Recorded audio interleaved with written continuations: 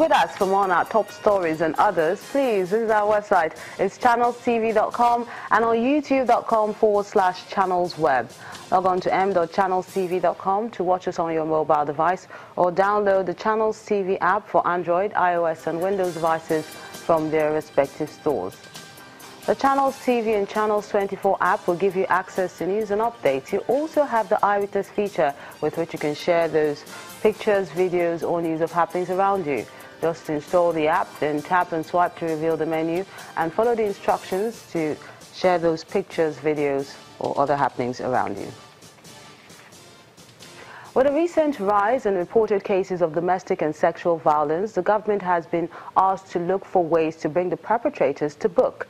At the just concluded annual lecture organized by a non-governmental organization, Crusade for Justice's lawyers stated that the major way to end this crisis is to make sure the people get punished for their actions.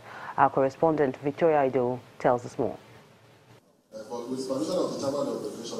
Lawyers across the country are concerned about the rising incidents of sexual and domestic violence, and this gathering of legal professionals want to put a stop to it.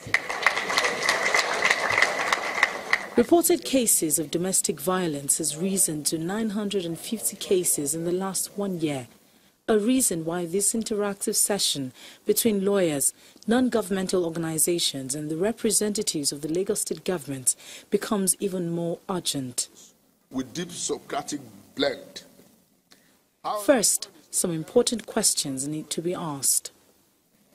What are our courts doing, really, to contain and drastically rein the forces at play here?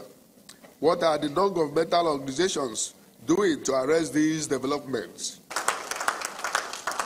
The consensus at this forum is that domestic violence is more than a physical toucher. It is also an abuse against the mind, which should not be ignored. Let's be clear, it's not just physical battering. Verbal abuse is domestic violence. Emotional abuse is domestic violence. Religious abuse is domestic violence. Reproductive abuse is domestic violence. Speakers here also agree that the law and the courts should play a vital role in combating this act. The law, the Protection Against Domestic Violence Law 2007, provides for a survivor of domestic violence to approach and apply for a restraining order. We would like to advocate that this process should be a bit more seamless, because most times survivors of domestic violence don't even have any idea of what to do, and then there's a phobia for approaching the courts. So at the point where they have to approach the courts, perhaps we should make that whole process a bit more seamless. The learned colleagues are pushing for an act criminalizing domestic violence and child abuse, so it becomes an offense against the state. They also want the creation of special courts to handle such cases where conviction must match the crime. Victoria Idowu, reporting for Channels Television News. Joining us now to discuss more about domestic violence is the coordinator of the Lagos State Domestic Violence Rescue Team, Lola Viva Adeni. You're welcome to the program. Why is there an increase in the number of reported cases of domestic violence? Based on our statistics, what we see is on the increase in reportage. People are now making more formal reporting of domestic violence, which is good. It basically means that people are now more aware of support services. People know telephone numbers, people know offices that they can go to report their cases, and utmost confidentiality is guaranteed. So the statistics actually show that it's the reporting that is on the increase. And I think it's as a result of deliberate efforts by government, non-governmental organizations and the media to ensure that these issues continue to remain at the front burner of our society. Some of the things that can be done legally to reduce this menace? For us in Lagos State, we had this Protection Against Domestic Violence Law 2007. And Section 5 of that law actually provides for restraining order. A restraining order can be obtained on behalf of a survivor of domestic violence who believes that her life or his life is in imminent danger. court actually has the right to impose a restraining order against an alleged perpetrator.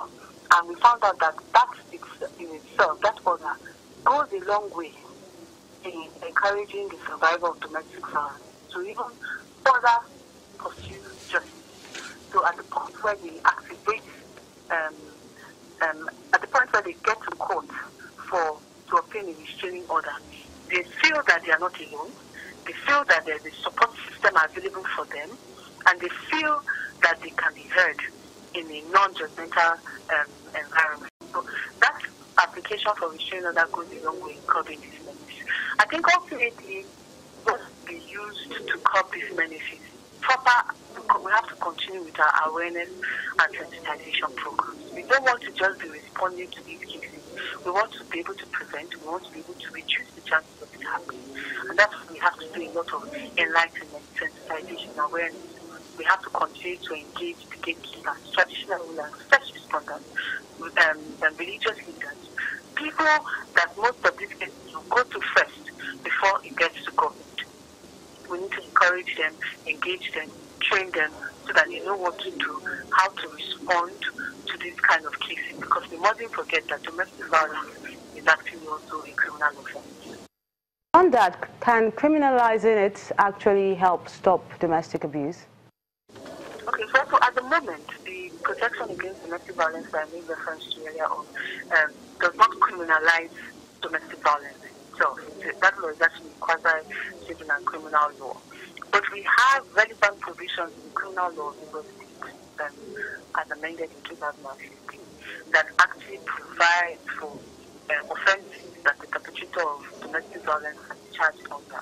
So we have assault, assault occasioning grievous harm, wounding, and all of that. Personally, I believe that we have relevant sections in the law to act if we want to prosecute offenders of domestic violence. We have relevant sections to be able to do so. Thank you so much for speaking with us. The coordinator of the Lagos State Domestic Violence Rescue Team, Lola Viva Adeni. To health matters now. The Sultan of Sokoto, Abubakar Sa'ad III, has cautioned leaders against politicizing issues of health. He was speaking during a visit to Nasarawa State Governor in Lafia, the state capital. He dismissed rumors of the polio vaccine being poisonous and cautioned leaders not to play politics with healthcare. So these leaders should please try to douse tension, not to aggravate situation. Vaccines are not meant to kill anybody. I'm taking this a long time to make this explanation so as to douse the tension. They know that we will never ever support anything that will hurt anybody, whether you are a Christian or a Muslim or a Jew or whatever it is. We should please don't play politics with lives of people. I would like to advise that during your meeting, this should be a very important issue. You should hammer with a view to finding ways and means of dousing this stigma. I want to assure you that we in Nasarawa State will do all we can to commence enlightenment and sensitization of people to continue to adhere to immunization. Still to come on the program, the governor of Bayelsa State, Saraki Dixon, is asking for more support to tackle ecological problems in his state. I'll give you that and other stories. Stay with us.